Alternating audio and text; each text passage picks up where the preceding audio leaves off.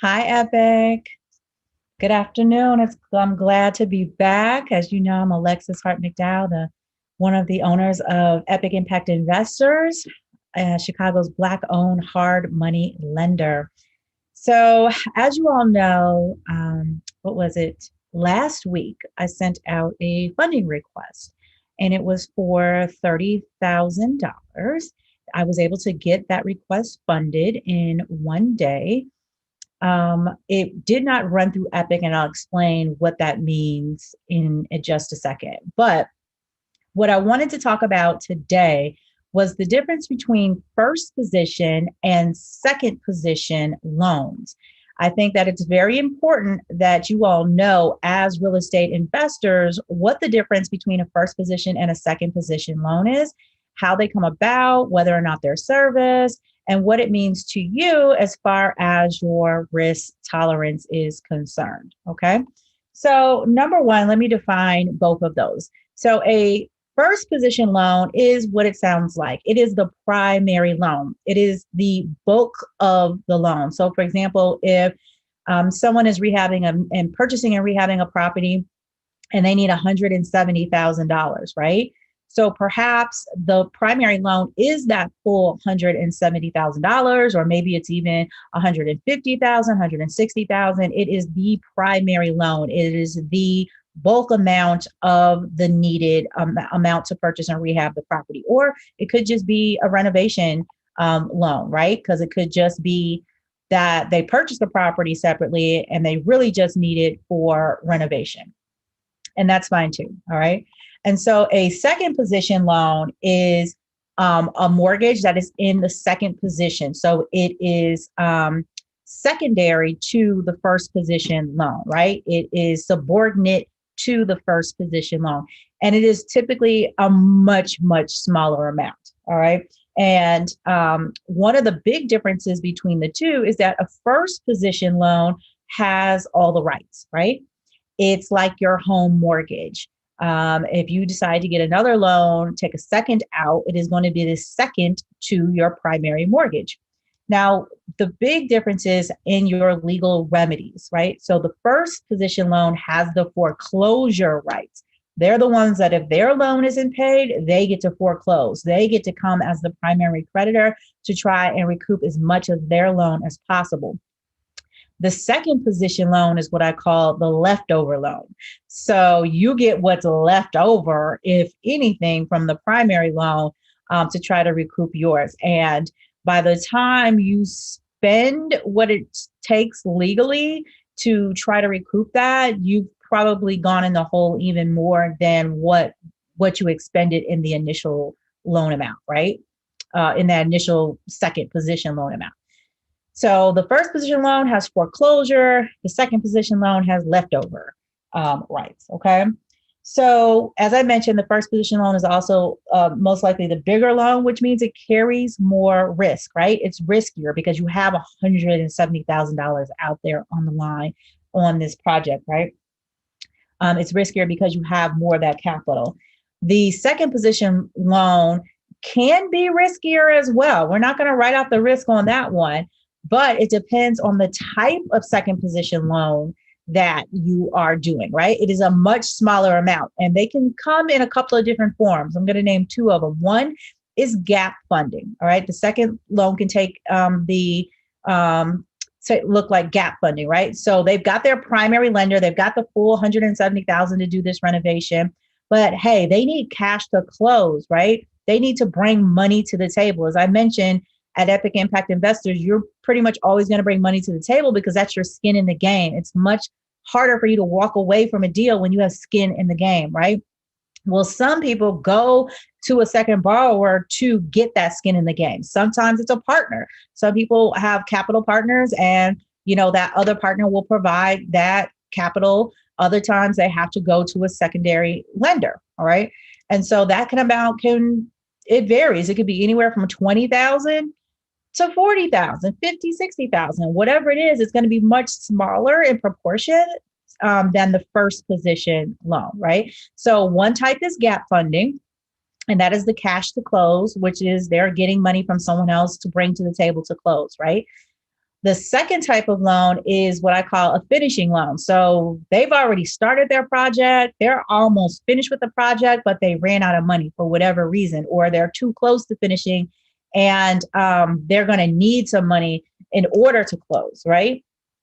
In which case it'll be a finishing loan. So you may come in on the back end and someone may say, hey, I need a garage. So in order to make this property hit the value that we need a garage. Or we got some finishing work. We got to finish up some tile and some painting, some things like that. So they'll come looking for $10,000 to $30,000, right? Depending upon what it is. And so that's on the back end. Now let's talk about the risk between the two, between the gap funding, which is upfront funding, and finishing funding, right? So in both cases, you're in the second position. All right. So there's always there's already a primary funder and you're in the second position. Now, clearly the gap funding is a little bit more riskier because that person hasn't even started the project.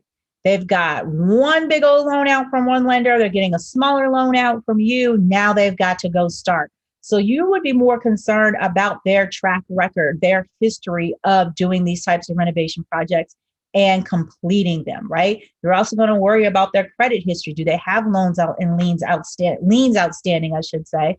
Or, are they paying their bills on time? That type of thing. So those are the types of things you're going to be worried about in a second position for a gap funding. For the finishing type loan, that you can go by, you can see that they've already done all of this stuff, right? You can see, oh, they're really close to finishing. They really do just need tile and paint and whatever, right? Crown molding, whatever. Or they really do need to build this garage. So that can be a little bit different and less risk because the project is almost all the way through, right? Now, that does not mean that the project is going to sell any faster because that depends on a lot of external factors, right? It depends on the market, depends on how well they built that home or rehab that home, as it's finishes and things that consumers want to purchase. So there's a couple of different factors on that, but everybody is aware of the factors it takes to sell homes, right?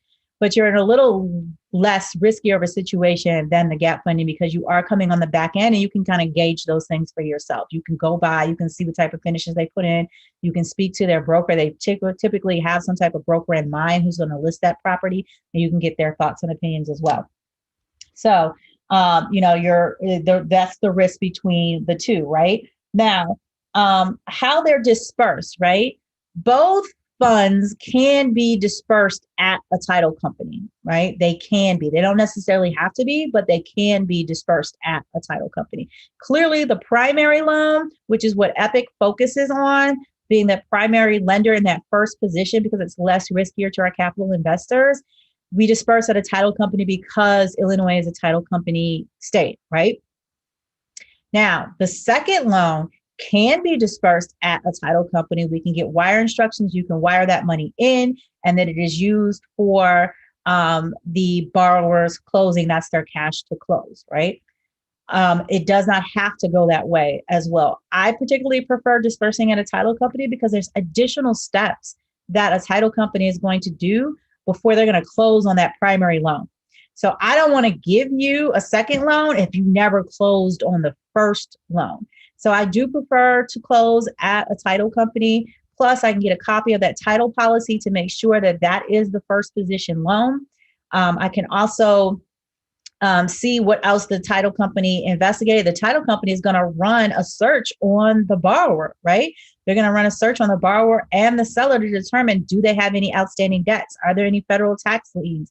Are there any state tax liens? Anything that's going to attach to this property, the title company is going to run that. So I have an additional layer of protection as a first and a second per loan lender if I am dispersing through a title company. Now, for a second position loan, you can also disperse directly to the person, right? That is how I did my investment, my $60,000 investment over in Austin, right? You all saw the checks. It's in the Facebook group. I wrote the checks directly to him based upon the phases, but it was more of the renovation loan. It was not cash to close. It was more of giving money along for the actual renovation, right? So that second position loan can also disperse directly to that person. And of course, there's risk associated with that, especially if you don't know them. Even if you do know them, anything happens. You don't know everything going on in everybody's life at any given time, right? And as we know, every investment carries risk, and real estate is no different. So just be mindful of that. So you can disperse via title company, or you can disperse directly to that borrower. All right. Now, as far as servicing goes, now let's talk about servicing. I've done another video on servicing that's in one of the units as well. Servicing is the ongoing maintenance of that loan. For a primary lender, which Epic Impact Investors is, we service our own loans. We are a local loan servicer, right? And I've talked about the reasons behind that as the primary loan, right? We're trying to build a relationship with the borrower. We have eyes on the project. We want to know how far along they are before we disperse additional funds. They don't get all of that renovation money up front. It's given in phases based upon the scope of work and how much work they've actually done on the project, so that the money doesn't get ahead of the work, and we're kind of mitigating that risk to our investor, right? Now, that's all part of loan servicing. Additionally, if the borrower fails to pay the lender, if we're in the first position and we're servicing that loan, that's an opportunity for us to step in and say, hey, what's going on? You know, we don't necessarily want to put you in default, but tell us what's going on with this project. Is there some type of hardship going on? Did you run into something with the city? Did you run into something in your life? Is there something with the property in and of itself? What is going on? So it gives us that opportunity to have communication with the borrower as to what happened that they stopped paying their monthly interest only payment to us, that we then send to our capital investor, right? So that's all part of loan servicing. Then we also, work with the attorneys to make sure that the loan is paid off in full, and all of those documents, release documents, are given. That's all part of loan servicing, right? When you're in the second position and I say, hey, we're just making the announcement about this need, but we're not servicing it, it means that we're not keeping up with any communication or status on the property or anything like that. We're not doing anything like that. That is going to be all on the particular lender, second position lender, if that's something that they want to do. All right. So we're not in constant contact. We're not keeping tabs on the project. We're not keeping tabs on the borrower. We're not keeping status updates, anything like that, because that's our time. And for us to do that, we would have to charge a fee. And we do charge a fee. We charge that loan servicing fee when we are the primary lender, right? When we secure the primary lender, we have that loan servicing fee. That's the 3%. That's what that pays for. When you're in the second position, we're not doing that because that loan did not run through us, and we're not servicing that loan. We just made an announcement saying, hey, here's an opportunity for our investors out here, and then you all can do it. So those are the main differences between a first and a second mortgage that you all need to be aware of. I hope I made that clear. I'll try to have a little chart for you all about that. So as you all know, Epic Impact Investors is a Black-owned hard money lending company here in Chicago. We finance non-owner occupied residential rehab projects. We are continuing to look for capital investors who have capital to invest. We prefer to have a minimum of $50,000, mainly because as I said, we try to be in the first mortgage position that is the best position for our capital investors. And in order to do that, to finance the majority of the renovation and purchase price, we're going to need a minimum of $100,000 to $200,000, depending upon what that project is, right? And so I can put multiple people on a deal, but it's just easier when you're coming with a minimum of $50,000.